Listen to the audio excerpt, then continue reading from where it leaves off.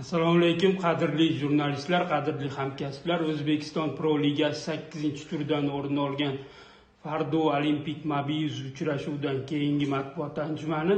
Biz bilan matbuot anjumanining birinchi qismida Olimpik mobil jamoasi bosh murabbiyi Farhod Nishonov ishtirok etyaptilar. Farhod aka, dastlab o'yin haqida fikrlaringiz. Fardoni g'alaba bilan tabriklayman. Keyingi o'yinlarga omad tilayman. O'yinni ko'rganingizda qiziqarli bo'ldi.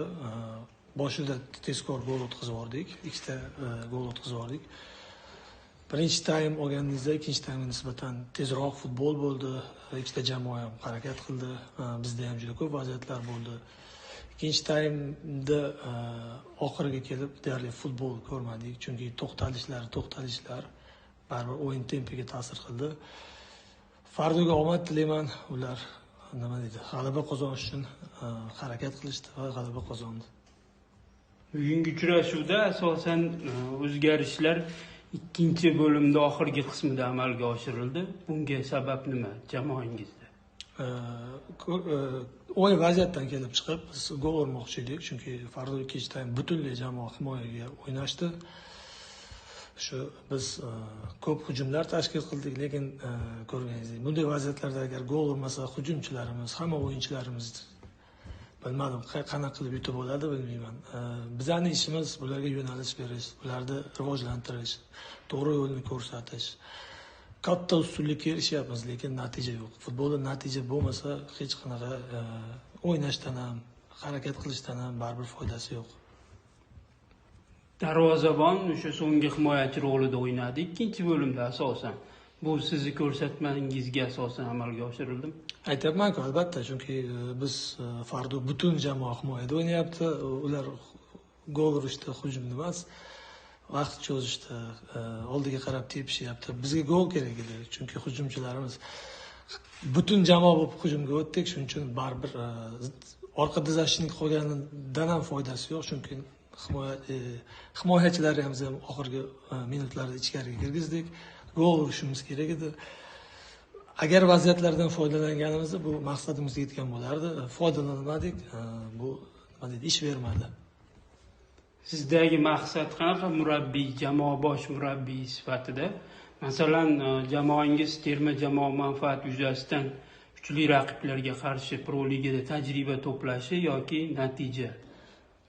Natija chempionatdagi natija. Bilasizmi, futbolda agar natija bo'lmasa, bu maqsadsiz ish bo'ladi-da.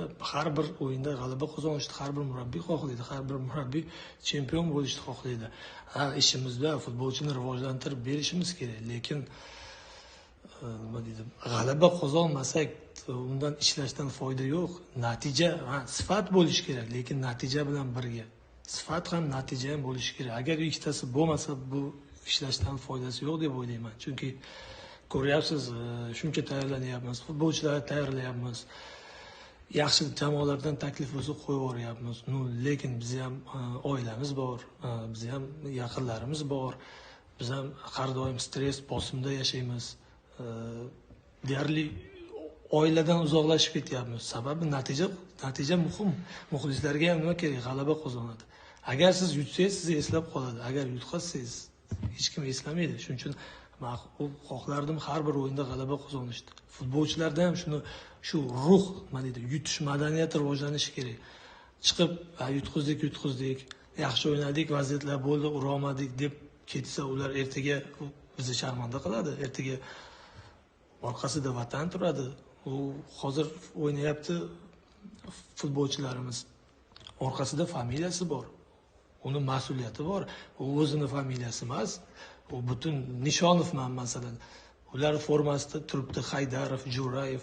Bu degani Jo'rayevlar oilasi uchun o'ynayapti. Haydarovlar oilasi bor. Futbol bu hozirgi kunda kurash, jang qilish kerak. Maydonga chiqdimi, maqsad g'alaba qozonish. Ataka qilishdan maqsad gol urish, gol urishdan maqsad g'alaba qozonish. Agar chiroyli futbol o'ynasangiz 3 ochko bermayapti. G'alaba qozonishimiz kerak. Bilasiz, futbol sport turi shundayki, natijalarga bog'langan. Agar natija bo'lsa, klubda hamma narsa bo'ladi. Bu g'alaba qozonishini bitta men yoki futbolchilar emas, nechta xodim ishlaydi. Sizlarda nechta xodimlar ishlaydi. natijaga bog'liq. Ularni bola chaqasi bor, oilasi bor. Agar yaxshi natija bo'lsa, hamma narsa bo'ladi. Agar natija yaxshi bo'lmasa, hamma narsa kechikadi. Oyliklar, boshqalar. Shuning uchun maqsad har bir o'yinda g'alaba qozonish. Maydonga chiqdingmi, bo'ldi. Dunyoviy ishni chetga surish kerak, jang qilish kerak. Agar hozir jang qilmasa, g'alaba yo'q. Shuni bo'yicha ko'p ishlar qilyapmiz. Endi kimlardir tajribasizlik qilyapti, kimlargadir agressiya yetishmayapti, o'sha yutish madaniyati yetishmayapti. Men o'ylayman, vaqti kelib sekin-sekin yaxshi bo'lib ketadi. Rahmat javoblaringiz uchun. Yana bitta oxirgi savol. Jamoangizda eng mashhur futbolchilardan biri Abdug'ofur Haydarov, Superliga havosini ko'rgan futbolchi.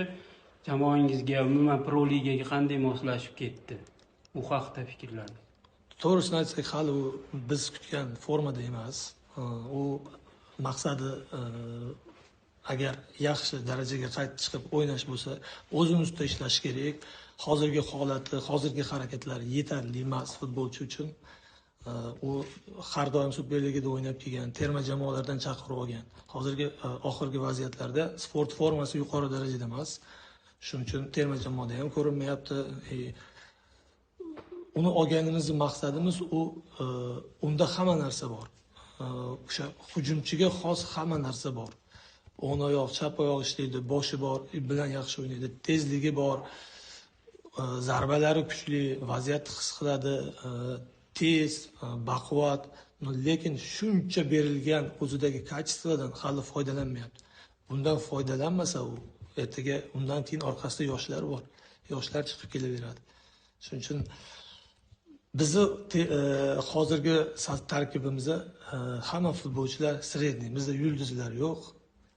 Agar yulduzlar bo'lganda, men o'ylayman, bu yerda o'ynamasdi ham, yaxshi kontrakt bo'lardi. Shuning uchun shu jamoaviy o'yin hisobiga biz yaxshi o'ynayapmiz.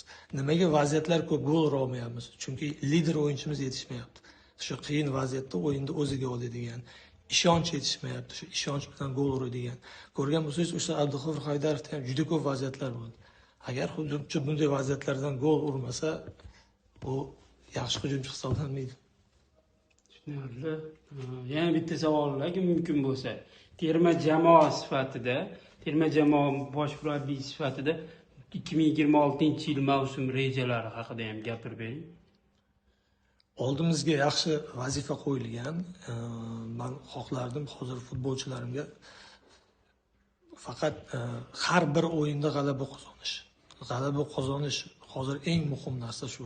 Ham sifatli futbol, ham rivojlanish, ham natija. Shu bo'yicha hozir yaxshigina ishlar olib boryapmiz. Katta rahmat javoblar uchun.